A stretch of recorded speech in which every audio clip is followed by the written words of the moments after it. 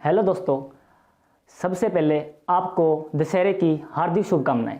और आज हम 10th के इकोनॉमिक्स के फर्स्ट लेसन का सेकंड पार्ट स्टार्ट करने जा रहे हैं, जिसमें आपको हम पर्यावरण के बारे में बताएंगे और पर्यावरण के संरक्षण के उपाय और पर्यावरण प्रदूषित कैसे होता है उसके कारण बताएंगे। तो हम अब पर्यावरण का जो पार्ट है वो स्टार्ट करने जा रहे हैं। ठीक है, सबसे पहले आपको ये बताना चाहिए पर्यावरण क्या होता है। पर्यावरण पर्यावरण मतलब कि इसको इंग्लिश में बोलते हैं एटमॉस्फेयर। एटमॉस्फेयर फॉर एग्जांपल जो हम रह रहे हैं, किसी घर में लगा लो या कहीं रह रहे हैं हम, ठीक है, तो हमारे आसपास की वायु, हवा, जल, जो क्षेत्र है हमारे आसपास का, उसको पर्यावरण बोलते हैं। वो प्रदूषित कैसे है, ठीक है, उसको जो प्रदूषित कैसे हो रहा है या उसको रोकने के उपाय है वो बताएंगे आपको। ठीक है, होता है पर्यावरण। पर्यावरण प्रदूषित होने के कारण सबसे पहले तीव्र गति से बढ़ती जनसंख्या। तीव्र गति मतलब कि बहुत ज्यादा तेजी से बढ़ती हुई जनसंख्या। कहा जा रहा है कि हमारा जो भारत देश है आने वाले टाइम में चीन से भी आगे चला जाएगा जनसंख्या के मामले में। ठीक है, आज के टाइम में हमारे देश की जनसंख्या जो 135 करोड़ से लगभग पार हो चुकी है। ठीक है, तो 2021 में जनगणना चल रही है, अभी जो आंकड़े आएंगे उसके अकॉर्डिंग आपको बताया दी जाएगा अभी कितनी जनसंख्या हमारी और बढ़ चुकी है। ठीक है, इसका कारण क्या है? तीव्र गति से बढ़ती जनसंख्या। अब बढ़ती जनसंख्या, मान लो ये एक छोटा सा गाँव है, ठीक है, यहाँ पे 15 घर रहते हैं, 15 घर रहते हैं। ठीक है, तो क्या हुआ, इनके बच्चे हुए, इनको प्लाट की जरूरत पड़ेगी आगे रहने के लिए, तो उन्होंने क्या किया, जहाँ मान लो कि पूरा जंगल है तो ये जंगल काटने शुरू कर देंगे। जंगल काट काट के यहाँ पे रहने लग जाएंगे। ऐसे काट करके सारा जंगल उन्होंने काट दिया। ठीक है, जंगल काट दिया और ये जंगल काटने के बाद जो पेड़ पौधे होते हैं हमारे प्रदूषण, जो पर्यावरण होता है उसके लिए जरूरी होता है, जो पेड़ पौधे होते हैं हमारे लिए, तो पेड़ पौधे ही काट देंगे तो प्रदूषण ही फैलेगा।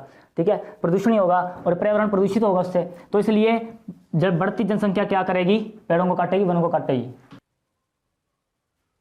ठीक है, तो जनसंख्या बढ़ेगी तो वो जंगल काटेगी, जंगल काटने के बाद वो पर्यावरण को प्रदूषित करेगी। ठीक है, उसके बाद आ गया बढ़ता हुआ शहरीकरण। शहरीकरण मतलब क्या होता है कि जो गांव के लोग हैं आजकल वो शहर की ओर आकर्षित हो रहे हैं। वो क्या कहना चाहते हैं कि हमारा घर भी शहरों जैसा हो। ठीक है, फॉर एग्जांपल लगा लो कोई गांव का बंदा है, ठीक है, वो शहर में गया, उसने देखा भी ये गांव का सिस्टम, गांव के और शहर में ये फर्क होता है, तो वो गांव वाली जो शहर वाली चीजें हैं गांव में लेके आ जाएगा, उसको आकर्षित हो गया उससे, तो वो शहरीकरण की ओर आकर्षित होगा, जिससे वे क्या करेंगे।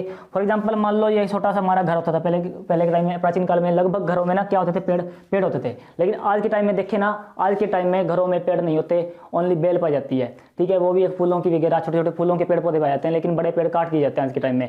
क्या करते हैं, वो कोठी टाइप को कमरे डालने लगे आजकल लोग। ठीक है, तो पेड़ पौधों की जनसंख्या कम हो चुकी है। वो क्या हो रहा है, जिससे कि क्या हो रहा है कि जो शहरीकरण बढ़ रहा है। ठीक है, जहाँ शहरों में जाते हैं गांव के लोग, वहाँ के देख के आते हैं भी इनके घर में कोई पेड़ पौधा ही नहीं है, वो छोटे छोटे कमरे बनाते हैं। वैसे ही हमारे अब गांव में ऐसे हो रहा है, हम देखते भी हैं आस पड़ोस में। ठीक है, यही होता है कि बढ़ता हुआ शहरीकरण। उसके बाद आ गया बढ़ती हुई गरीबी। बढ़ती हुई गरीबी कैसे? ठीक है, अब लोग जो गरीब हैं, ठीक है, वो क्या करेंगे, अब मान लो उनको जगह नहीं मिल रही, वो जंगल काट के अपनी जगह बनाएंगे। ठीक है, जो गरीब लोग हैं, ठीक, जंगल काटेंगे, उसके बाद क्या करेंगे, प्राकृतिक संसाधन होते हैं उनका प्रयोग करेंगे। अब जिनको रोटी खाने के लिए नहीं मिलेगी वो क्या करेंगे, जानवरों को खाएंगे। फिर जो जानवर हमारे पर्यावरण को प्रदूषित करने से रोकते हैं उनको भी खा लेंगे। ठीक है, तो उससे क्या होगा, जो पर्यावरण है प्रदूषित होगा। ठीक है, इसलिए बढ़ती हुई जनसंख्या भी इसका बहुत बड़ा कारण है। रासायनिक उर्वरकों का अधिक प्रयोग। रासायनिक उर्वरक मतलब क्या होते हैं, जब हम फसल बोते हैं, जैसे फॉर एग्जांपल अब इस टाइम में चावल की खेती बोई गई थी, ठीक है, अब काटने जा रहे हैं, तो उसमें उर्वरक डाले जाते हैं। उर्वरक मतलब कि कीटनाशक वगैरह, जो दवाइयाँ वगैरह डाली जाती हैं, ठीक है, वो होते हैं रासायनिक उर्वरक, काफ़ी ज़्यादा प्रयोग किया जा रहा है। और जब हम खाते हैं तो हमारे पेट में जाते हैं, पेट में जाने के बाद हमें बीमारियाँ होती हैं। ठीक है, बीमारी होने के बाद जब हम मान लो कोई खेत है, ठीक है, ये खेत है, उसमें हमने छिड़काव कर दिया कीटनाशकों का, दवाइयों का, तो वो पर्यावरण में उसकी हवा से उड़ेगी, फिर वो मान लो जो जहाँ से हम जाते हैं तो हमारी सांस में जाएगा, सांस लेंगे तो हमारे अंदर जाएगा और बीमारी लगेगी और हमारे आसपास के पर्यावरण को भी खराब करेगा, जिससे क्या होगा, पर्यावरण प्रदूषित होगा। इसलिए रासायनिक उर्वरकों का अधिक प्रयोग हो रहा है। उसके बाद आ गया यातायात साधनों में विविधीकरण। यातायात साधन मतलब कि आने जाने के लिए, मान लो मुझे किस शहर में जाना है या कहीं और जाना है, तो मैं क्या करूंगा, यातायात साधनों का प्रयोग करूंगा। ठीक है, पहले क्या होता था, हर घर में साइकिल होता था, साइकिल पे कहीं भी जाना होता साइकिल पे चले जाते थे। लेकिन आज के टाइम में क्या करते हैं, हर घर में 2 बाइक होती हैं। ठीक है, 2 बाइक 3 बाइक लगा, गाड़ी होगी, गाड़ी पे जाएंगे।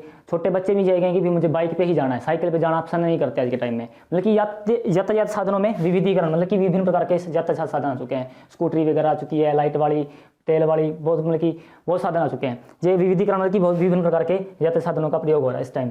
जो क्या करते हैं, उनमें से धुआं निकलता है, ठीक है, जिसमें एक गैस होती है, कार्बन मोनोऑक्साइड, तो ऐसी गैस होती है, ठीक है, वो निकलती है जो हमारे पर्यावरण को प्रदूषित करती है। उसके बाद आ गया औद्योगिकरण। औद्योगिकरण क्या होता है, जो मैंने पिछली क्लास में पढ़ा था, आपको पढ़ाया था, उद्योग बढ़ते जा रहे हैं, ठीक है। मान लो ये कोई गाँव है, इसके पास एक उद्योग लगा दिया, ये बहुत खुशहाल गांव था, इसमें कोई बीमारी नहीं थी एक टाइम में, ठीक है। धीरे धीरे क्या हुआ, यहाँ पे उद्योग और लग गए, चारों तरफ उद्योग लग गए इस गांव के चारों तरफ। तो क्या हुआ, तो यहाँ से सारा धुआं इधर गया, इस सारा धुआं वगैरह, जिसमें पानी वगैरह, जल का सिस्टम सारा इसमें मतलब कि फैलने लग गया। तो क्या हुआ, जिससे ये सारा यहाँ पे प्रदूषित हो गया और जहाँ के लोग बीमार होने लग गए, ठीक है। इससे ये क्या होता है, जिससे कि औद्योगिकरण के कारण भी हमारा जो पर्यावरण है वो प्रदूषित होता है, ठीक है। उसके बाद हम अब पढ़ेंगे उपाय भी, इसको रोका कैसे जा सकता है पर्यावरण को प्रदूषित होने से। हालांकि रोकना बहुत कठिन है इस टाइम में हमारे भारत देश में देखें तो, लेकिन पर्यावरण के जो हमें बुक में मिले हैं वो देखते हैं। सामाजिक जागरूकता, ठीक है।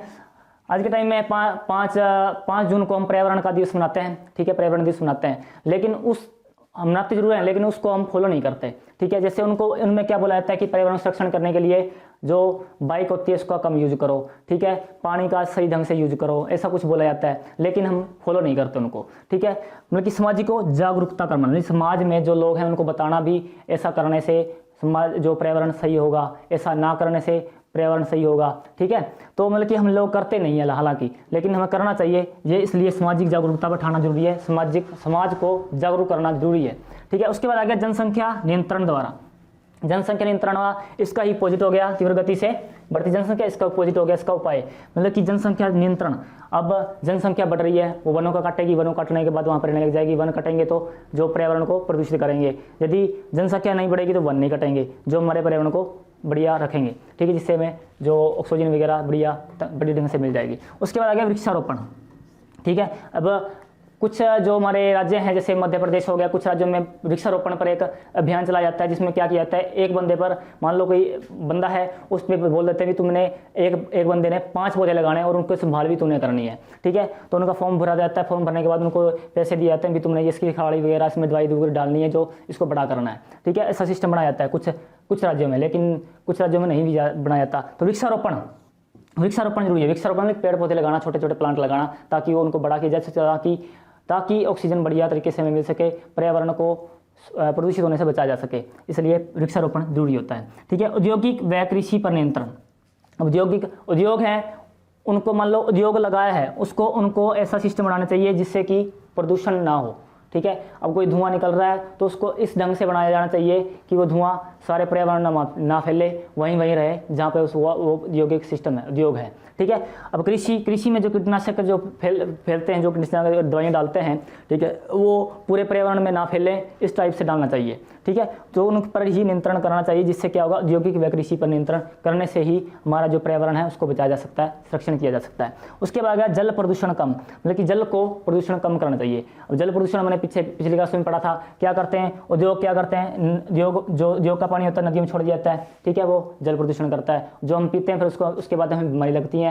और जब ये भाप बन के, मान लो कि इस पानी को गर्म किया तो भाप बन के ऊपर जाता है पर्यावरण में, तो ये बीमारी फैलाता है, ठीक है। तो जिससे क्या पर्यावरण मतलब कि प्रदूषित होता है, उसको संरक्षण बनाने के लिए क्या करना पड़ेगा, जल प्रदूषण को कम करना पड़ेगा, ठीक है। उसके बाद आ गया, ये पर्यावरण के बारे में था, और एक टर्म छोटी सी रहेगी, विकासशील व विकसित देशों में फर्क बताना है आपको, ठीक है। आपसे पूछ लेगा विकसित देश कौन से होते हैं। विकसित देश कौन से होते हैं, जिसमें क्या होता है 10,000 से अधिक डॉलर प्रति वर्ष, मतलब कि जिस देश की जो प्रति वर्ष आय है ना, मतलब कि इनकम पूरे देश की जो प्रति वर्ष 1 वर्ष में एक देश कितनी पैसे कमा रहा है, कितने डॉलर कमा रहा है, मतलब 10,000 से ऊपर है जिसके, वो तो है विकसित। और जिससे 8,825 डॉलर कम है ना, वो विकासशील देश है, ठीक है। तो मतलब कि जो हमारा भारत देश है उसमें क्या है, भारत हो गया, जो हमारे आस पड़ोस के नेपाल वगैरह हो गए, ये विकासशील देश हैं। और जो अमेरिका हो गया, चीन वगैरह, जापान वगैरह, ये विकसित देश हैं, क्योंकि इनकी जो प्रतिवर्षीय आय है वो कितनी है,